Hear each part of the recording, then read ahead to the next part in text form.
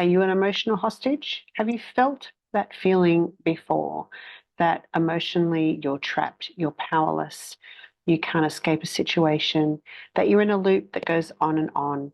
Maybe you don't realize. For me, I remember being an emotional hostage for 18 years and not even realizing that I was an emotional hostage until after I left. And then I started to see very clearly where I had given away my power, where I had done things that didn't feel good for me in order to get certain emotional needs met.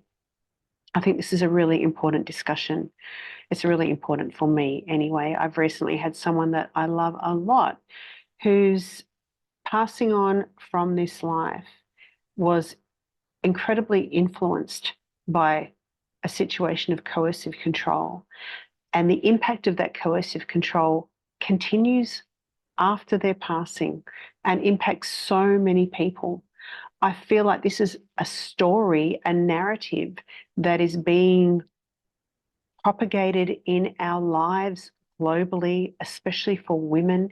This story that we have to live happily ever after, that partner, that person that loves us so much, just like in the Disney movies, when we find this person that's going to make us feel so loved and safe, this narrative actually means that we have a situation or an unconscious belief that unless we have this person that loves us, that we're with, that we have a partner, that we won't feel safe and we can't find the love that we feel like we need. So today I'm going to invite you on a journey with me. I really want to have a beautiful discussion around this situation that probably isn't so beautiful. But the discussion for me is an opportunity perhaps to help free people from those feelings that come along with coercive control and the taking of an emotional hostage. I never used to look at it like that. So let's start there.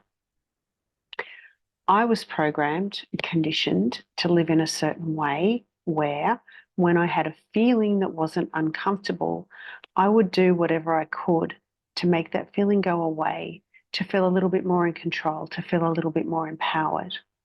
As a result, I set up all of these strategies to meet that emotional need that I actually didn't realize I was having. I didn't see it as an emotional need. All I knew was that I didn't feel good. I knew that I felt really uncomfortable. I didn't love myself. I wanted somebody to love me. I wanted to love somebody. And there was this real longing to find that person. And so at 19, I accepted the first person that came along that showed me love. I didn't make a conscious decision. Were they a person that I wanted to spend my life with? Did they meet the values that I held? There was no conscious questioning. All there was this feeling of I'm loved, and if you've experienced life with a narcissist before, that feeling could be quite intense. It's referred to as love bombing. You get love bombed and it feels so good that you just keep going with it. You don't stop to do the research. You don't stop to think about, actually, is this the sort of person that might not align to the values that I have? You don't stop to look for red flags. And often, if you see the red flags, there's something that's just like, oh, what red flag? I can't see any red flags. Like, who knows that situation? How common is that, right? So here we are going along in life with a certain set of unconscious beliefs and this programmed, we're not even aware of, this program running within us that is guiding us and driving us to get our emotional needs met from outside people, and in this case, a partner, because we are encouraged to find that perfect partner. We see it all of our movies, it's talked about, find Mr. Right, podcasts set up on finding your perfect match, how to manifest the person that you love, how to get that person, how to create that relationship. There is so much information out there for people. And if you don't find it, what happens?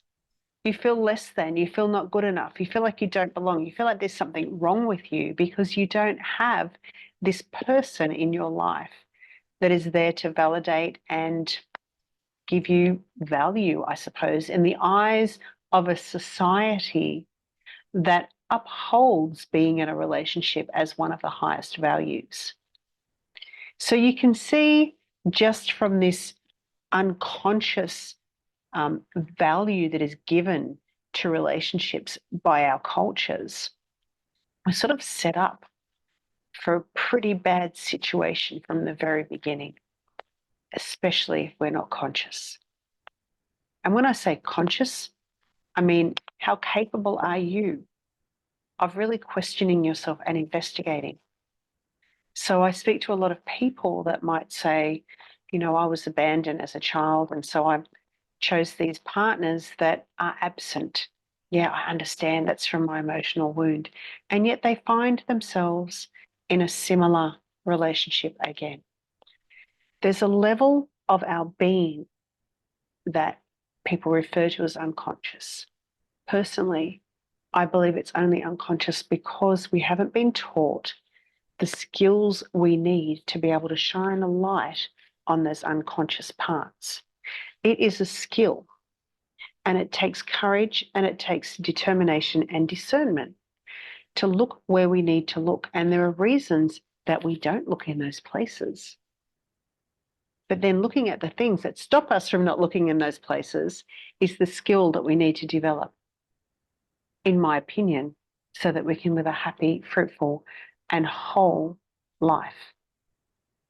So let's have a conversation about what actually happens when we go into relationships. And I would love to share this with you because for me, this was the most incredible insight that I learned about myself.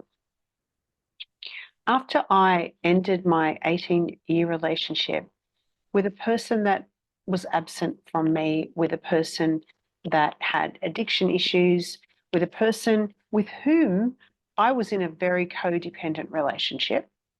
After I ended that relationship, I looked back and I couldn't understand why, if I'm an intelligent woman and had, read the books on, personal growth and done the workshops, why could I not even see that?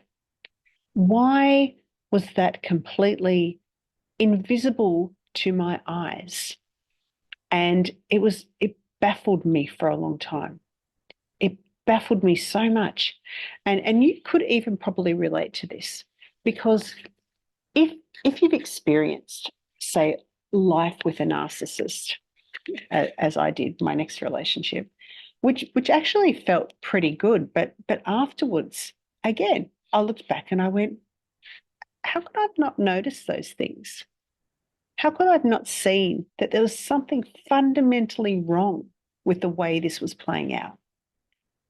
And I hope that you're sitting there right now going, yeah, I think that too.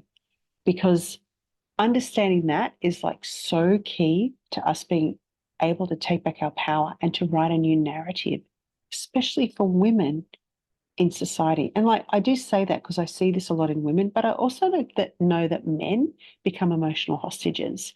And I also know that men choose to live with narcissists.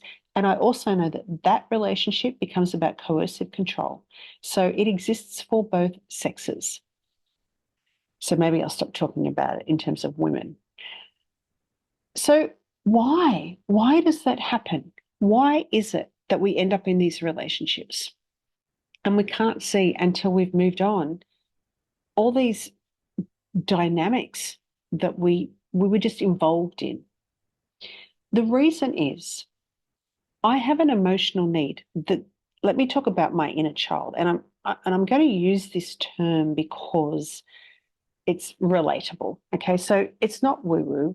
If you want to think about it in terms of an aspect of me that holds or that contains the wounds and the hurts that I experienced as a child, you could think of it as an aspect of me. For me, if I look at that part of me as an innocent child that has had wounds and now operates trying to get those needs met, those wounds fixed. And it's quite unconscious because it is this part of me that I was never trained to deal with. I was never trained to see. So it lived just underneath this level of my conscious awareness. If I have this part of me that holds these emotional wounds and hurts and experiences from childhood and has developed a personality around those wounds and hurts, this part of me will be going out often and driving my behavior because the need to get those emotional hurts and pains and missings, they're missing, right? They're things that are missing in me. So if I feel unloved, love is missing. It's a need for love. If I feel unsupported, support is missing. There's a need for support. And if I'm not aware of those needs, this part of me does whatever it can possibly do to get the need met, as a child does. When I was a child and I felt those things, I did things to get those needs met. I pleased my parents. I got A grades. I did things that I didn't want to do because I knew that I should in order to be accepted and to belong and to feel safe.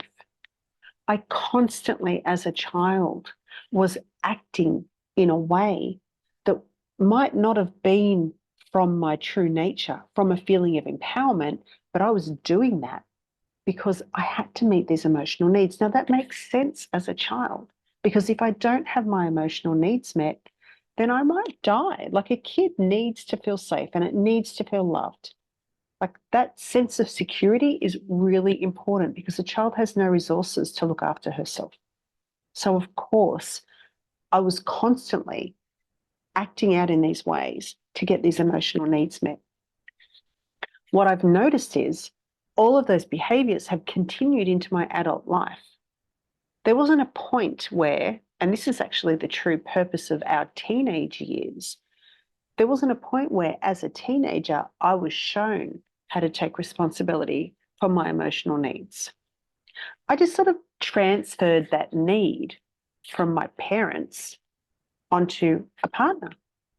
So all of a sudden, here I was as a teenager feeling lost and unstable and insecure and anxious because my parents, I knew, couldn't meet the function of meeting my emotional needs. And nobody taught me how to do it myself. So what I started to do was I started to look for things that could do that for me. I started to take drugs. I started to drink. I started to have pretty unhealthy relationships with some of my friends. And yes, I looked for men to meet that need, which got me into a little bit of trouble, i.e., one night stands that leave you feeling like really quite ashamed and embarrassed and not good enough. So every time I was meeting these emotional needs in a way that wasn't empowering, I just felt worse about myself. And these emotional needs actually became more needier and more needier until at some point, some poor sucker of a man showed up and was kind and loving towards me. And my little girl, who was holding this wound, looks out with a little girl's eyes and just goes, oh, here is my Prince Charming. So I'm looking through a filter of my inner child, and all she wants is love. Now, remember, a child trusts everyone because she is innocent. Your child trusts everyone. Your child has not yet learned that there are people that can't be trusted. Your child has not yet learned that maybe the parents that she grew up with were not emotionally safe people. She is still a kid. Somewhere in me, there is still this little girl that looks out from her eyes and sees this world where everyone is trustworthy and everyone is going to look after her. And so along comes Prince Charming and shows up and offers exactly that. So the little girl just throws in the towel and jumps into that situation. All of a sudden, we're living with this person. All of a sudden, we're committed to this person because I've moved in with him, right? So I no longer have any capacity to sit back and do my research and really assess what's going on, because I've very quickly moved in with this person and committed. So I've upped the stakes straight away. Why did I do that? Well, because the wounded child in me wanted to keep me safe. So the safest thing is quick. Move in with them. Make sure that you stay safe. Make sure that you're going to be okay, because now you've got a partner and now you're going to be good and they're going to meet your emotional needs. They're going to love you. They're going to keep you secure. All these things are going on in my unconscious. My little girl is doing all this without my conscious awareness. I didn't stop. I didn't know myself well enough to know that there was a part of me that was doing this. So I just went along for the journey. I didn't realize that in doing that, I was actually setting up an unconscious agreement. I'm going to move in with you and I'm going to do all these things that I think I should do, and you're going to keep loving me and I'm going to keep feeling safe. I might not say the things I really feel because I want you to keep loving me and I want to feel safe. I might let you push me around a little bit because I want you to keep loving me and I want to stay safe. I even might let you sort of control my life a bit because I want you to keep loving me and I want to stay safe. I might let you influence my thinking and I might agree with you, even though I know that this doesn't feel right. Because if I do that, you're going to keep loving me and I'm going to feel safe. The thing is, though, that you don't, right? You don't feel safe. You don't feel emotionally safe. You don't even feel loved sometimes. You feel disrespected. You might feel disconnected. You might feel confused. You might feel frustrated. Each time they don't uphold their end of this hidden agreement that actually wasn't talked about, a feeling is felt by you, a big feeling. I can remember spending a lot of nights crying myself to sleep in my pillow. And I don't think that I'm alone in that. So here we are. We set up these relationships because our little girl gets us into them hook, line, and sinker. And we start to increase the stakes. It's like almost unconscious. We start to do things like we might fall pregnant. We might get married because that's what we have to do. Like there's this conditioned program. Okay, the next thing that you do is you might buy a house together, and then after that you get married and then you have kids. So all along the way, there are these behaviors that are happening that you sort of go, oh yeah, I want to do that. But you might not stop and really investigate, what is it in me that needs that? And why am I doing that? Here I am in a relationship with somebody and I'm not really feeling loved and secure, even though I thought that I was.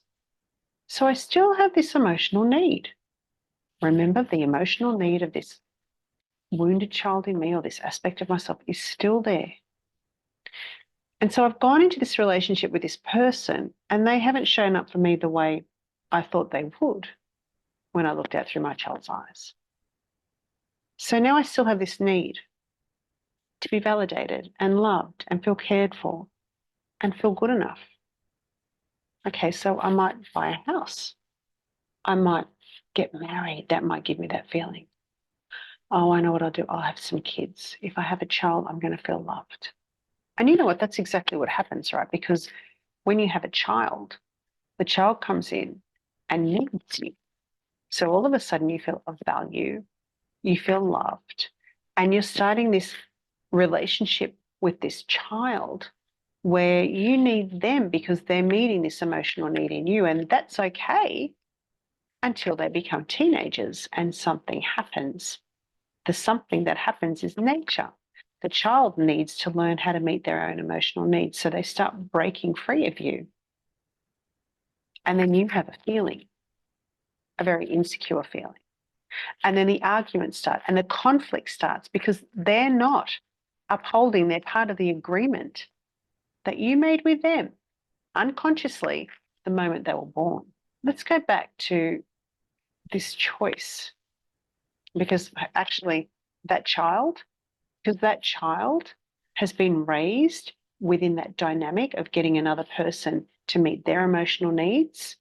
They will then go out into the world and probably do, unless, we are hoping that there's a bit of evolution there, but they may go out into the world and they may also, as soon as someone shows them love and care and attention, completely throw in the towel and go and move in with them because they haven't evolved emotionally yet, even though they've been growing, even though they've learned so many things, even though they're so clever, even though they have all of these skills. Off they go, out into the world. They get a job, they go to uni, just like I did. You go into the world and you do all these things and you create your life and you build your life. And the whole time, you've got this personal relationship that is actually full of conflict. There's happy times and there's joy, but there's also these really big moments that just don't feel good.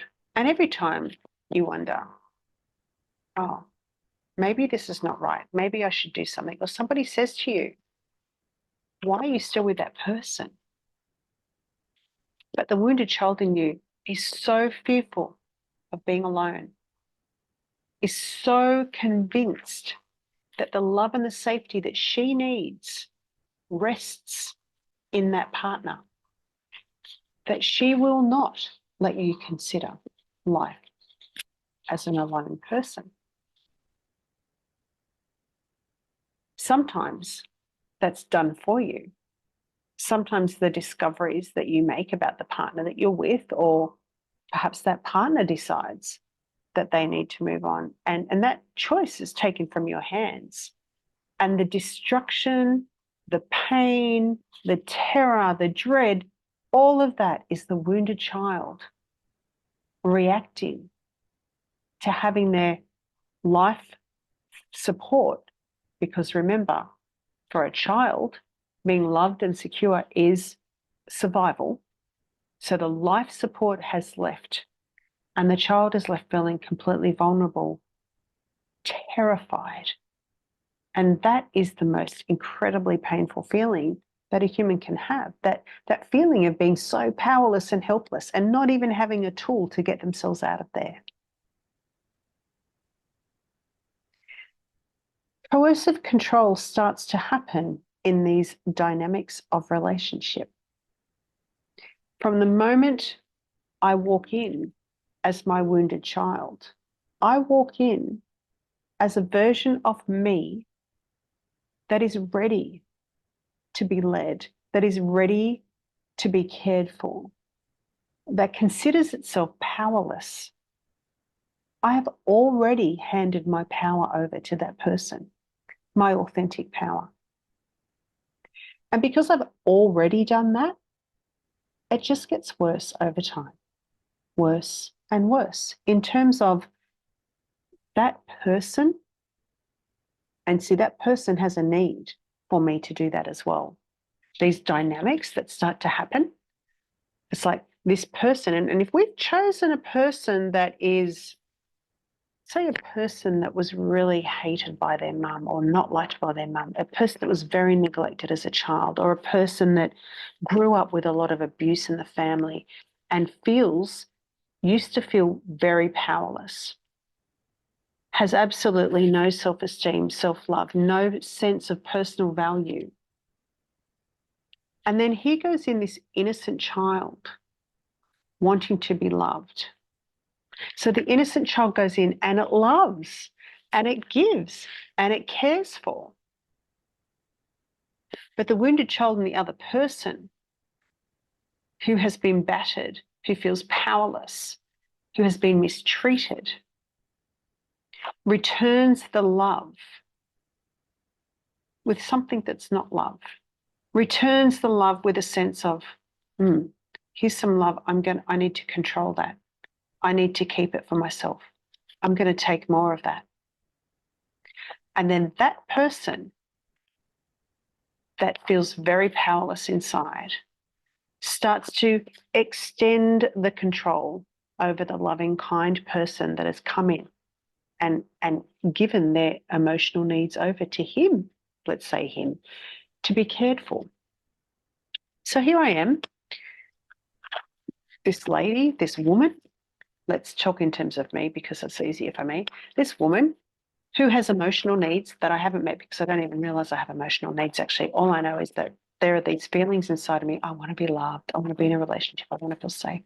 And I meet this guy who love bombs me. And I think, oh, he loves me. This is so good. I feel so good in this relationship. And then over time, he starts to take these beautiful things in me and he uses that for his own benefit, to feel good about himself, to feel validated. And he starts to see that this woman has other relationships in her life where she gives them just as much love and care. And he starts to feel threatened by that. What happens if they see that I'm actually not a nice person? What happens if they convince her to leave me? I want all of that for myself. And so things start to happen. He starts to put a little bit of pressure on her not to go out. Stay home, come and stay home with me. He starts to say things about those people. You know, do you really think they're healthy to hang around? He starts to push them away. He might even be very judgmental and critical of them and abuse you for being with them. He feels so threatened by those people that you might make the decision, well, it's not really worth me hanging out with them because when I go home, his reaction is it just doesn't feel good. I don't want that conflict. So I'm going to stop going and seeing those people. I'm going to stop doing that for myself because what I get at home feels so frightening. And that fear then starts to control the relationship. The person that is intimidating, the person that is bullying, the person that is controlling, and that person actually could be very loving. That person could even be one of the most loving people towards you because remember, this can be a trick, right? That person might realize that if they keep meeting your needs for love, you're just going to keep doing what they recommend, what they say, what they want. And so they're loving and kind, but they're also sort of like casting a net around you. It might be very subtle. It might just be that you're not choosing to live your life. You're sort of living their dreams for, along with them. This is their dream. And you've sort of stepped onto their path, living their path with them. And it might feel pretty good, but you're still on their path, living their dream. I can talk from experience here. And you get really good at living their dream. And you don't even realize that you're not living your dream because you're living their dream until something happens and they disappear from your life and you realize that you completely lost your dream because you were so entangled in theirs. On another level, it could be over time, this person becomes so coercive that you've given them everything. You might have given them your money. You've given them access to your account. They might tell you that they need it. They might be gamblers. But you have this emotional need to care for this person, to make this right, to keep them in your right life, to keep them loving you. So you can't tell them that you don't trust them. You can't go and create another bank account because if they find out you don't trust them, then you're going to be really influencing the relationship that you have, that you need to meet your emotional needs. The thing is, though, they're not trustworthy and it doesn't really matter what you do. They're just going to keep doing that regardless. These humans that haven't discovered how to meet their emotional needs and have learnt to meet their emotional needs through bullying, through intimidation, through coercion, will just find another way to do that. You can be as kind and as loving as you want. it won't change anything. You cannot speak up and hold it all in and eventually give yourself a life-threatening illness because you haven't spoken for yourself. That's not going to change their behavior. You can yell at them, get angry, fight, threaten them. It's not going to change their behavior. You're in a dynamic of a relationship. You're in a dynamic because you have emotional needs that you want them to meet.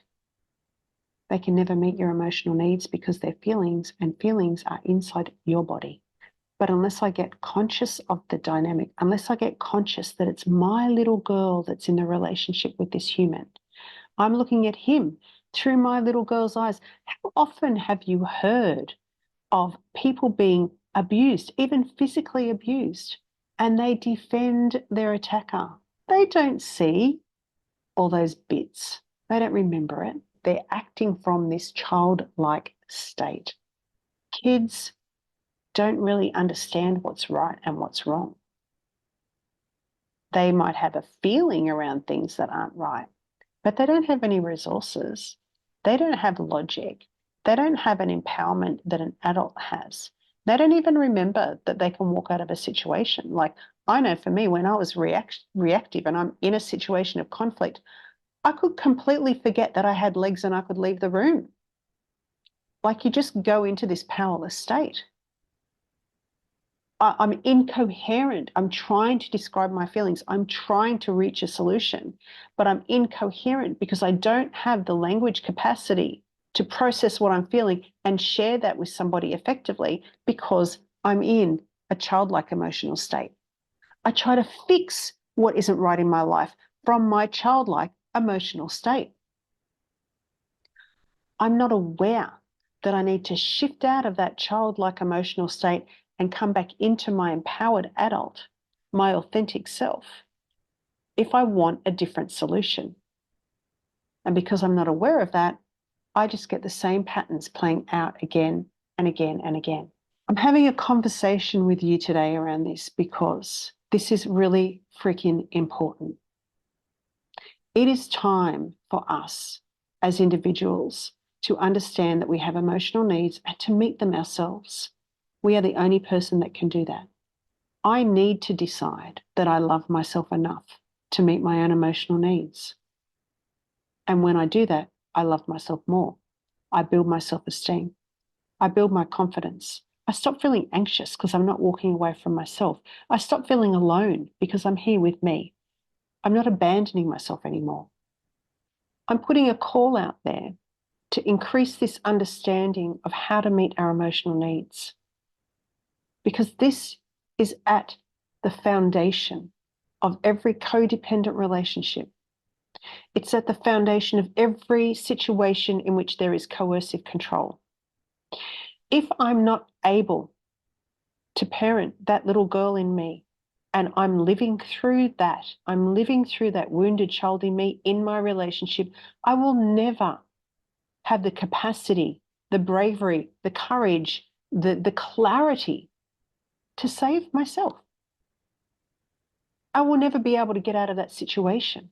I will never feel that I can live a life without that person because I have given them complete responsibility for my emotional well-being, which they can't care for anyway, because for a start, they're already messed up.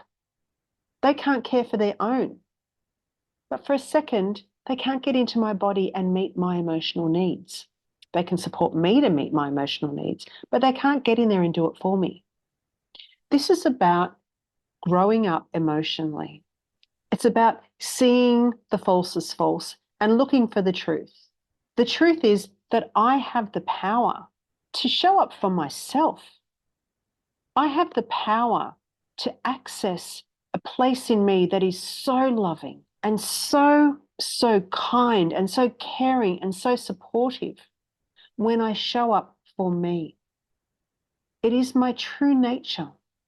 So instead of looking out through my little girl's eyes and trying to get those emotional needs met, I look inwards and I reconnect with my true nature, and I find that I actually have everything that I was looking for. And from that state, I meet the challenge of every day. From that state, I'm no longer scared to be alone because I know how to navigate my own feelings and my own emotions. From that state, I value myself enough that I would not put myself in a situation every day that feels so bad. I would not throw myself under a bus in order to keep somebody happy, in order to get their approval, in order to get their validation. I would not throw my children under a bus in order to keep that person happy. Because let me tell you, it's not just you that is impacted by these dynamics of relationship. Every single person that loves you and that is in your life receives the blow from coercive control. You may not see it. You may think that keeping the peace, digging your head in the sand, keeps everybody happy, but that is not true. That is just what the wounded child in you thinks. It's total rot. It is not the truth. I guess coming back to all of it, it's about self-love, right? How much do I love myself? How much do I value myself? If I have so many heartbeats in my life, how do I want to spend them? Do I want to spend them living in this wound, replaying this pattern again and again? Or do I want to take a risk on myself? Do I want to get honest about the fact that I'm living a relationship that feels crappy, that maybe I've settled for because that's what the wounded child does, right? The wounded child settles because she thinks she's going to get her emotional needs met. And so, I read this thing once that was like, it's really hard to let go of something that's almost done because that's the feeling. This little girl goes, if I just try harder, he'll finally love me. If I just do this workshop, finally I can change the dynamic and he'll finally love me. Like this, I'm almost there. I've almost made it work. I'm almost feeling love and support and care and hope, almost. But that is the pattern of the mind. That is the mind that will tell you that. That is the mind that will keep you trapped. That is emotional bondage. That is you being an emotional hostage.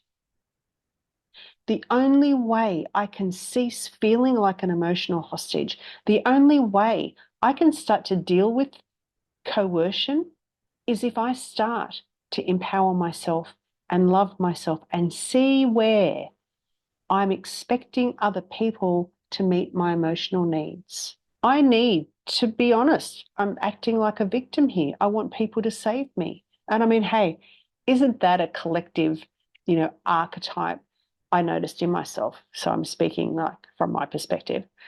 The moment that I realized I was sitting there in tears waiting for my partner to come in and put his arm around me and go, there, it's okay. Like I wanted to be rescued. There was a part of me, my little girl, she wanted to be rescued.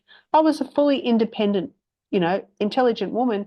And yet there was this unconscious part of me sitting there waiting to be rescued. And when my rescuer didn't come, I just felt more bereft. I actually had to sort of sit back for a minute and go, hang on a minute, what's happening here? Oh my gosh, I'm waiting to be rescued. What do I really need? I really need a hug. I wonder if I could rescue myself. Hey, if I need a hug, what if I just get up off my bed and go outside and ask for a hug? How amazing would that be? I walked out, I actually got the hug I needed, and I felt so much better. It was like a completely different story to me sitting there in my narrative, waiting to be rescued unconsciously and feeling so not good enough, so not valued, so disrespected, all adding more and more feeling to the horrible feeling I was already feeling and actually expanding the emotional needs that I was having, making them deeper, making them more painful. So we do have a choice. We are incredibly powerful just by making that choice, by loving ourselves enough to question our behavior, by loving ourselves enough to really look at what's happening and be willing to consider what it is we discover. Be willing to look, be willing to face the fact that maybe I need to make some changes that are not going to feel comfortable. Be willing to face the fact that I'm terrified of leaving this relationship. Being willing to face the fact that I'm terrified of being alone. Why wouldn't you feel that? That's okay. They're just feelings, but they're feelings that you need to validate. Show up for yourself. Allow yourself to have those feelings, but then use them to empower yourself. I feel terrified of being alone. Well, why wouldn't I feel like that? I've always been with somebody. Okay, that's really interesting, isn't it, Lisa? I wonder why you've needed to always be with someone. What is it? What's that emotional need? No, that's because you feel like you're not good enough. So you're looking for someone to make you enough. I'm getting in touch with what's really going on in me on an emotional level. And I'm then going to start to decide, well, how can I feed that in me? What can I do if I'm feeling not enough? How can I give feelings of enough? Because remember, you can't think your way out of this. You can't go, I am enough, because that doesn't work. I'm talking about a feeling need. I have to feel a feeling that is the opposite to the feeling that I think I'm missing in order for me to feel it. That makes perfectly good sense to me. And it is so simple. I don't know why we don't teach this at school. That is actually my long-term mission. I don't even know that I'm missing something unless I look. I don't even know what I have to do for myself unless I look. I need to do something for myself emotionally. I need to generate a feeling in my body if I'm not feeling good so that I can bring myself back to feeling whole, to feeling balanced, to feeling regulated. And then I can make a decision. I don't have to act now just because I'm thinking my relationship is like, well, I don't have to do anything drastic.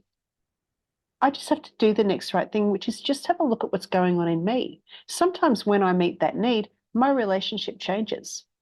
The mind will project, oh my gosh, how are you going to be alone? And all the fear that that brings up stops me from looking. Don't project.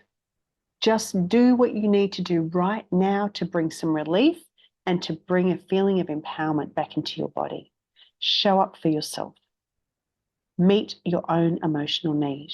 I'm going to invite you to practice investigating. I'm going to invite you to look for that wounded child when he or she turns up in your life. Next time you're in emotional reaction, could it be that it's a wounded child that has an emotional need that is not being met? And so they're angry, so they're blaming people, so they're reactive. And what is that emotional need? Take a moment, go find it. Love yourself enough to do that. Because I'm telling you, the results of a relationship that is codependent, they get worse, they don't get better. Keeping the peace doesn't get better. It becomes more chaos over time. Putting your head in the sand doesn't make things go away. It actually makes you feel worse about yourself over time. It gives them more control. It puts you into a situation where you are locked up in an emotional cage and you have no freedom. Sure, you can jump in a car and you can drive down the road and get the milk whenever you want, or have a coffee with your friends, or go for a beer, but you're not free. You are not free until you meet your own emotional needs. Then you are free. Then you get to decide, who do I want to hang out with? Who do I want to be in relationship with? How do I want to live my life? If I have a limited number of heartbeats left, how do I want them to be spent? That is when you are free, when you are emotionally free, when you know how to meet your own emotional needs. That is your true nature. That is you enjoying the joy of the experience of being alive. And from my perspective, when I look out on the world, there isn't a lot of people that are enjoying the experience of being alive. There is mental health chaos, which is actually not around or because of the mental situation. It's because we are not there for ourselves, because we haven't reconnected with our own authentic power, our heart power. That is what's been translated into mental illness. We're trying to figure it out. We're trying to fix a feeling with a thinking. It's not a no-brainer that it's not going to work. I am sending you so much love.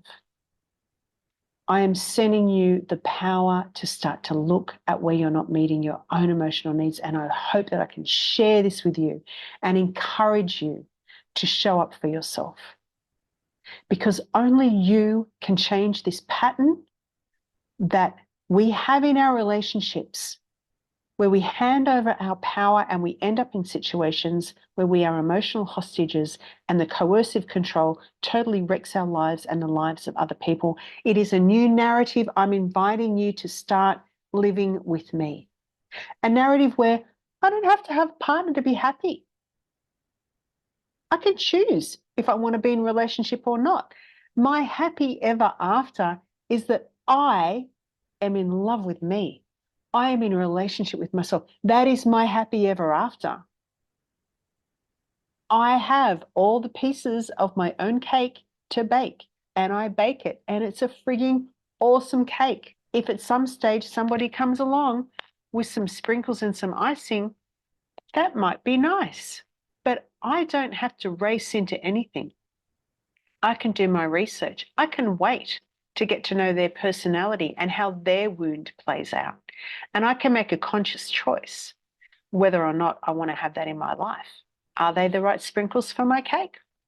I'm not going to know that for a little bit.